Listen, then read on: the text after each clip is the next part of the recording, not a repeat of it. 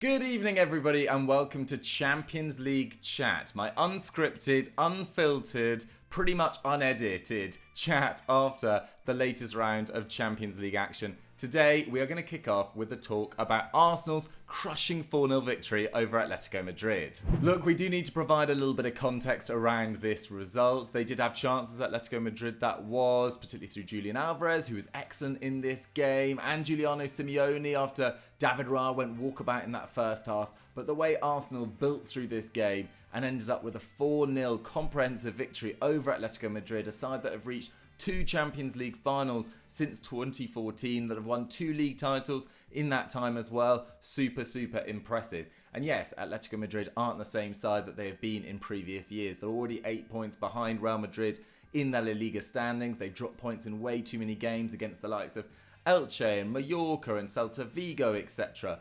But this is still a side that have spent a lot of money in the last 2 years. Only Real Madrid have a higher net spend in La Liga in that time. Diego Simeone has to be asked a few more questions about whether he is maximising the talent of the squad he has available to him.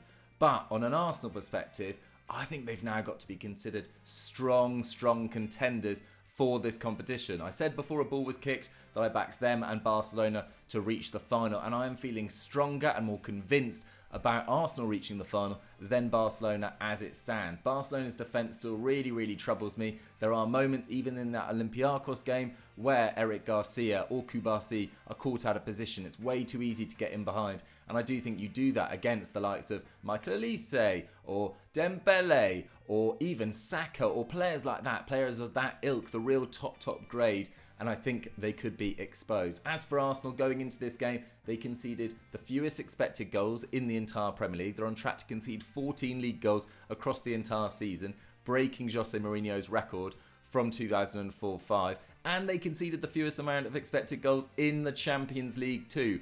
Absolutely remarkable stuff from them. A couple of talking points from their game as well. Viktor Gyokeres, wow, he needed those goals.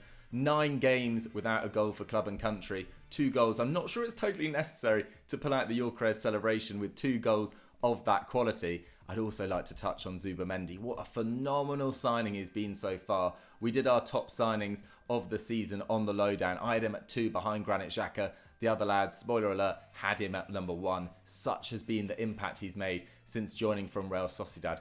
Playing forward, playing fearlessly, speeding up the play. Also combative, gnarly, can mix it physically, can win an aerial duel if he needs to.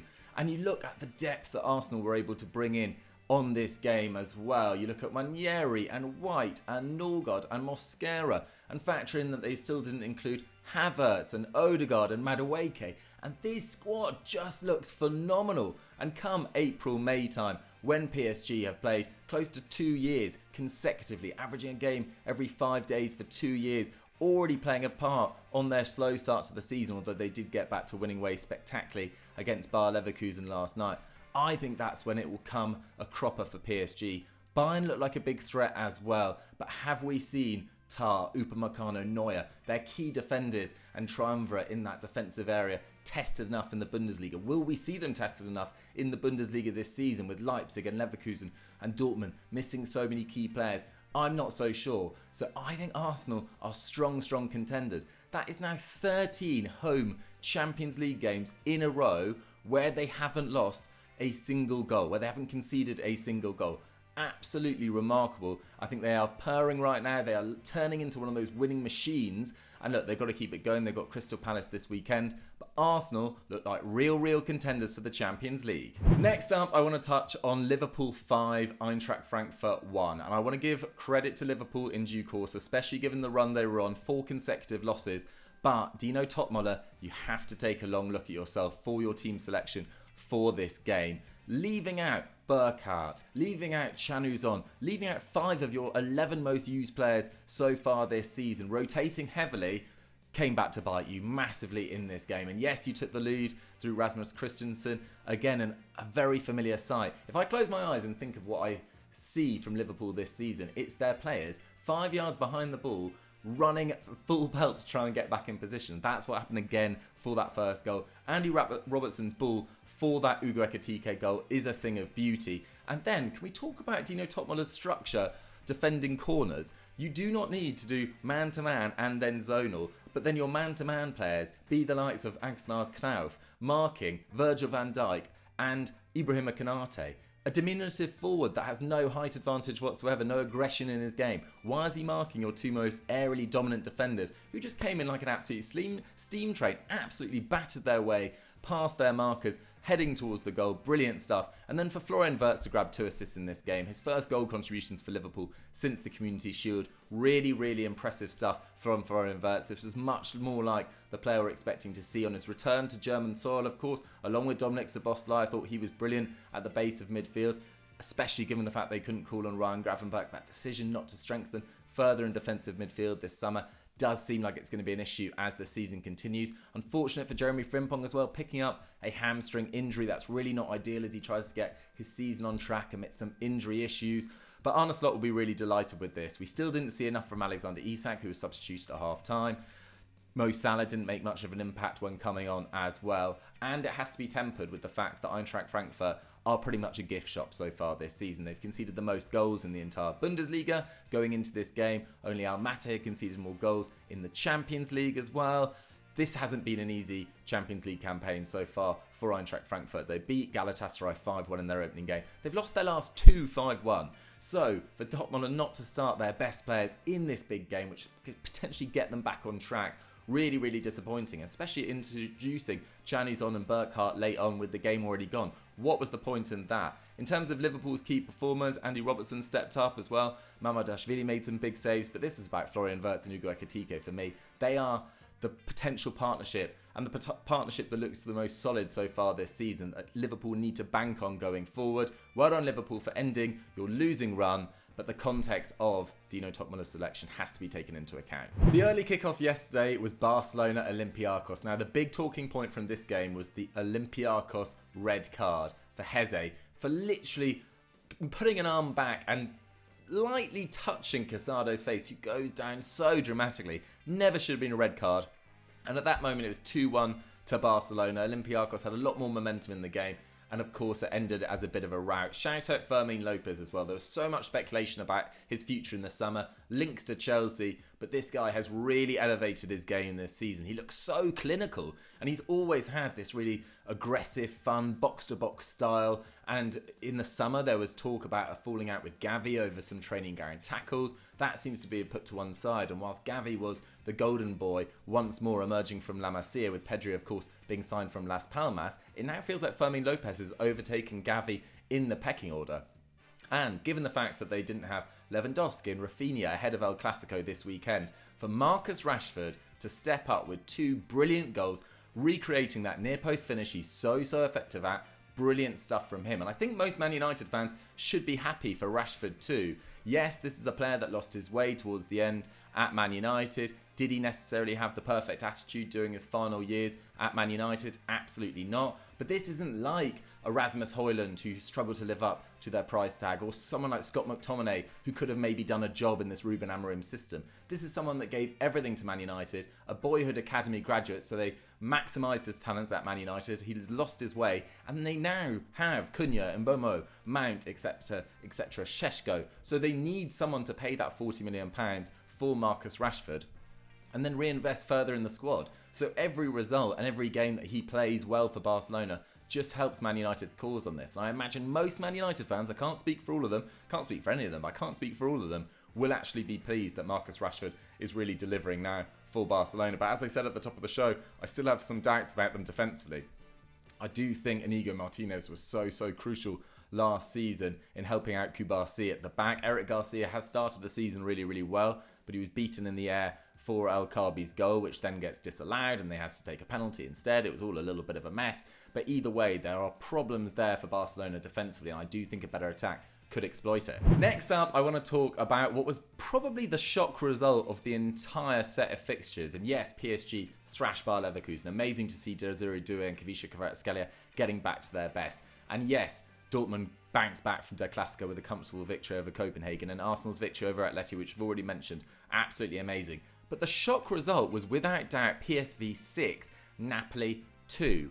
Absolutely crazy game. The way that Napoli defended in this game, Buongiorno, not good enough in this as well. Vanja Milinkovic-Savic in net had a terrible game. Napoli were simply all over the place at the back. So disappointing, especially given Scott McTominay was scoring some great goals at the other end of the pitch. And it continues Antonio Conte's really poor relationship with the Champions League. 16 wins out of 45 games. Given the fact that he's managed Chelsea, Juventus, Napoli, Spurs in this competition, that is not nearly good enough to have only made a quarter-final once during his time in the Champions League. Not nearly good enough. And a Napoli side that strengthened in the summer, and yes, Lorenzo Luca was sent off in this game after protesting a challenge.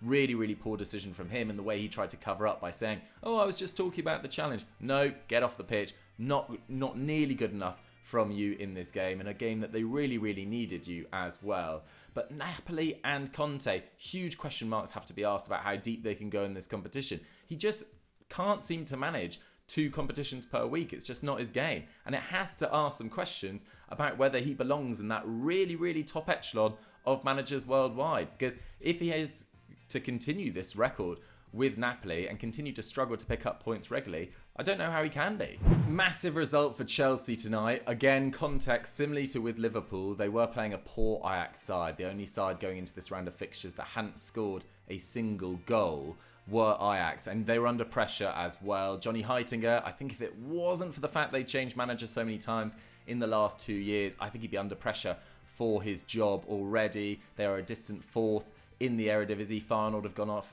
like a rocket as well. They lost to AZ Alkmaar at home at the weekend. It really does feel like a side really lacking in the usual quality that you'd see at Ajax. Even the fact that players like Brian Brobby and Bertrand Traore left for my club Sunderland in the summer, I think that sent a bit of a message. Where are they at as a project? Especially Jordan Henderson going to Brentford as well. It feels like Ajax have really fallen some way from that 2018-19 high under Erik ten Hag when they reached the semi-finals. But they had a red card in this, which has to be noted. Chelsea would be delighted it wasn't for them after their numerous indiscipline displays and issues so far this season. But Chelsea, fair play, getting some big goals in this game as well. Estevao from the penalty spot, Enzo Fernandez from the penalty spot, Tyreek George scored as well, of course.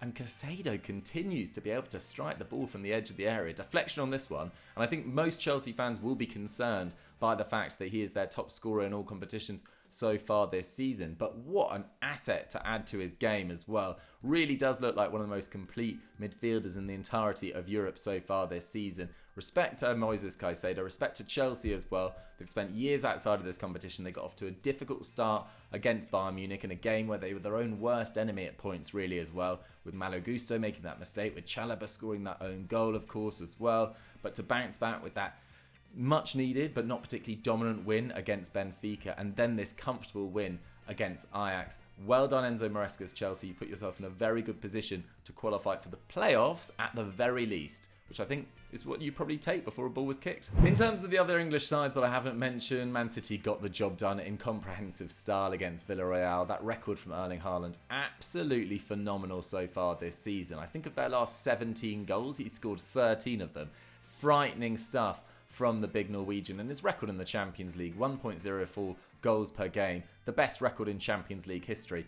Absolutely phenomenal. No one else in Champions League history is above Messi's, I think it's 0.76. And remember the calibre of player Messi was. Haaland is absolutely destroying anyone in terms of goal scoring rate in Champions League history, and he's been doing it since his Salzburg days, then Dortmund, now Man City. So consistent. He really is a special player. And along with Kane and Mbappe, they're probably the front runners for the Ballon d'Or. And look, I realise it's the 22nd of October, so Ballon d'Or chat completely unnecessary and pointless. But on the opening few weeks of the season, it does really feel like a three-way battle as it stands. And that's kind of my concern with Arsenal, going back to them as well. If Arsenal come up against a Real Madrid or a Barcelona or a Man City in the latter stages, you know that these individual talents, the Yamals, the Bellinghams, the Mbappes, the Haalands, can pull anything out of the bag at any stage, and it can disrupt even the most organised teams. But Arsenal, for me, look like the best team in the competition in terms of their all-round defensive abilities, how solid they look. The fact you've got to do something really special to even have a shot against them at the moment. So solid, and I do think that counts in their favour in the latter stages of the competition. One thing that's not counting in Thomas Frank's favour is their lack of attacking ingenuity though. 0-0 against Monaco, their first clean sheet of the entire season. This is a side that only changed manager a few weeks ago in Sebastian Pogonoli, who came in from Union Saint-Gilloise. They fired Aduhuto, which I thought was a slightly strange decision given his record at Monaco over the last 2 seasons, but he'd only won 1 of their previous 5 games. Ansu Fati's been their real star of the season, but we haven't necessarily seen Mika Biruth or Minamino or Balogun at their absolute best so far. But Spurs fans, the Spurs fans that I follow on Twitter, you know, your Seb Martins, your Ben Bowmans, etc., all the big Spurs accounts, they are slightly troubled by Spurs and their lack of invention on the ball, and Thomas Frank's tactics thus far needs to up his game. Otherwise, Spurs won't have the results soon to match their performances, or rather their results will soon match their performances, which have been, I think, below par in the league and Champions League despite what results suggest. So guys, that was my Champions League chat. Let me know what you guys thought of the format. I've generally followed quite scripted, edited videos, and they've been very succinct, or I like to think succinct and quite robotic. So I just wanted to speak off the cuff tonight about all my thoughts for the Champions League. If you've enjoyed this format, this more sort of open-ended chat, let me know in the comments and I'll do more of them in future. It's been a lot of fun as ever. If you've enjoyed this video, don't forget to subscribe to the channel, guys. I'm close to 8,000 subs now. I want to be at 10k by the start of 2026, let's say. Maybe Christmas. Why not? Treat me. Come on, guys. Thank you so much for watching. Lots of love. Have a great Thursday and Friday. Peace.